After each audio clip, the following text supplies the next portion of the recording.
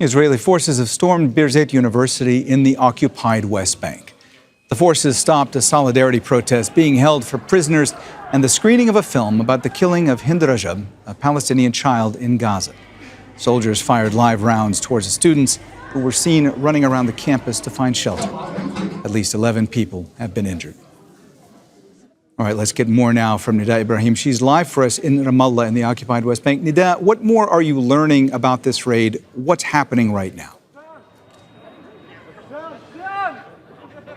Well, we are here in Birzeit University just shortly after the Israeli forces have withdrawn, and we have an update from the administration that 41 people have been injured. Only 11 were transferred to the hospital, where the rest of them have been treated in the scene. We're talking about a university that is one of the most prominent in Palestine, that has around 15,000 when it comes to students and staff. And today, those registered to come to classes were around 8,000. But we are talking about the first time for an Israeli raid to happen inside the campus while the students are taking their classes and while the Israeli forces have raided the classes and started shooting live ammunition, not just tear gas. Live ammunition was shot at the students who were gathering, either waiting for their classes to start or in their classes. As we know, this is the second semester of the academic year where students are coming. And, here it's important to point out how important education is to Palestinians living under occupation with limited resources,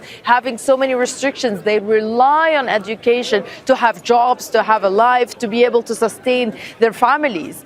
But now here we're looking at a state of worry amongst many students. Many of them have left and evacuated the university, and we're hearing that there's a press conference that is going to start any minute now by the president of the university to talk about this dangerous escalation. This is not the first time whatsoever that the Israeli forces have raided the university. It's some sort of a common practice, but in daylight, inside the classes and near the faculties, while the students are taking their education and taking their classes, this is something we haven't seen before. This is why many here are calling it an escalation. That is, again, another reason for the Israeli forces, another way really to spread chaos, to spread panic.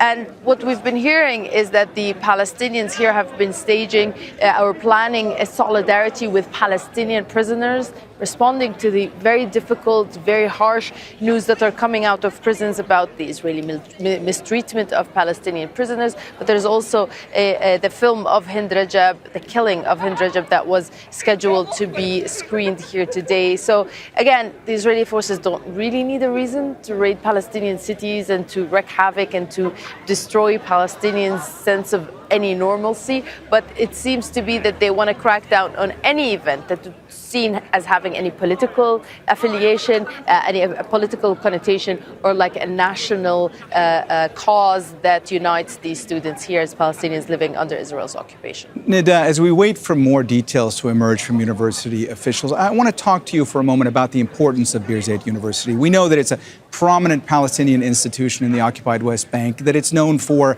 academic life and student activism, students who, as you said, struggle to get an education under Israeli occupation. What more can you tell our viewers about the institution and how often it gets raided by Israeli forces?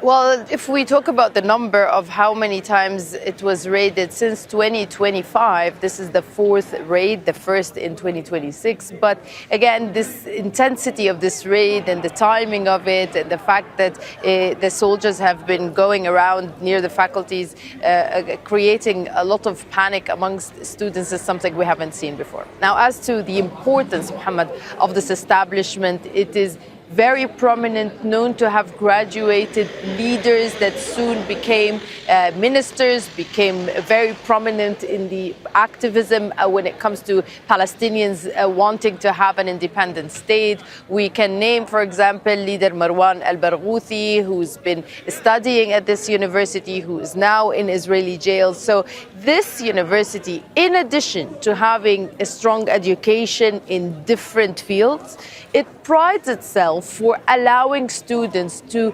express their national identity, to have activism that goes beyond education, that talks about the independence of Palestinians and wanting to have a better future, not just educationally, but also becoming free from Israel's occupation. And this is precisely why we've seen the Israeli forces ramping up their attacks against universities, against Palestinians, against international NGOs, that, they want to turn this whole occupation into a humanitarian case where Palestinians are just subjects under occupation and have no means to defend themselves or to work towards having a better future or a national identity. This university started off decades ago, but it became more and more growing. We can see a lot of faculties, we can see halls, as well as many more students. It developed to include more and more Palestinians coming from different areas. Again, this education element for Palestinians is a very important one, and that's why so many families across the occupied West Bank are worried now about their children they're sending them to have education, and in the end they might end up seeing them in a hospital. All right, Nida Ibrahim, live for us in Ramallah and the occupied West Bank. Thanks so much. Don't miss out. Get the full picture. Subscribe to Al Jazeera for reliable news, expert insight. Like, share, stay ahead.